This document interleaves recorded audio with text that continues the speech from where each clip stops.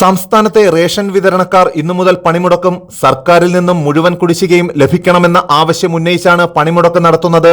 കുടിശ്ശിക പണം ലഭിക്കാതെ സമരം പിൻവലിക്കില്ലെന്ന് ട്രാൻസ്പോർട്ട് കോൺട്രാക്ടേഴ്സ് അസോസിയേഷൻ അറിയിച്ചു. സംസ്ഥാന വ്യാപകമായി പണിമുടക്കിലേക്ക് നീങ്ങുകയാണെന്ന് ഇന്നലെയാണ് റേഷൻ വിതരണക്കാരുടെ സംഘടന പ്രഖ്യാപിച്ചത്. പിന്നാലെ കുടിശ്ശിക ലഭ്യമാക്കുമെന്ന് സർക്കാർ അറിയിച്ചിരുന്നു. എന്നാൽ കുടിശ്ശിക പണം ലഭിക്കാതെ പണിമുടക്കിൽ നിന്നും പിന്മാറില്ലെന്ന് വിതരണക്കാരും അറിയിച്ചു. പണിമുടക്ക് പിൻവലിക്കാനായി സർക്കാർ തലത്തിൽ തിരക്കിട്ട നീക്കങ്ങൾ നടക്കുകയാണ്. ഇന്നലെ ഭക്ഷ്യമന്ത്രിയും ധനമന്ത്രിയും നടത്തിയ ചർച്ചയിൽ 38 കോടി രൂപ അനുവദിക്കാമെന്ന് ധാരണയായിരുന്നു. ഈ തുക തിങ്കളാഴ്ച വിതരണക്കാരുടെ അക്കൗണ്ടുകളിൽ എത്തുമെന്നും ഭക്ഷ്യവകുപ്പ് അറിയിച്ചു. എന്നാൽ പണിമുടക്കുമായി മുന്നോട്ടു പോകാൻ തന്നെ തീരുമാനിക്കുകയായിരുന്നു വിതരണക്കാർ. നിലവിൽ സംസ്ഥാനത്തെ റേഷൻ കടകളിൽ അവശ്യ സാധനങ്ങൾ എത്തിയിട്ടുണ്ട്. ഈ സാഹചര്യത്തിൽ വിതരണക്കാർ പണിമുടക്കുന്നതോടെ സംസ്ഥാനത്തെ റേഷൻ വിതരണം അവതാളത്തിലാകുന്ന അവസ്ഥയാണുള്ളത്. News desk press Malayalam.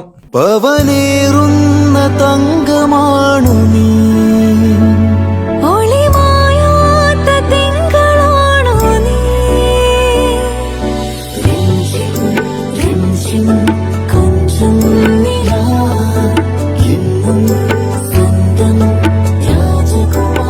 Be a Rajakumari. Rajakumari Gold and Diamonds. The trust of Travancore. Rajakumari.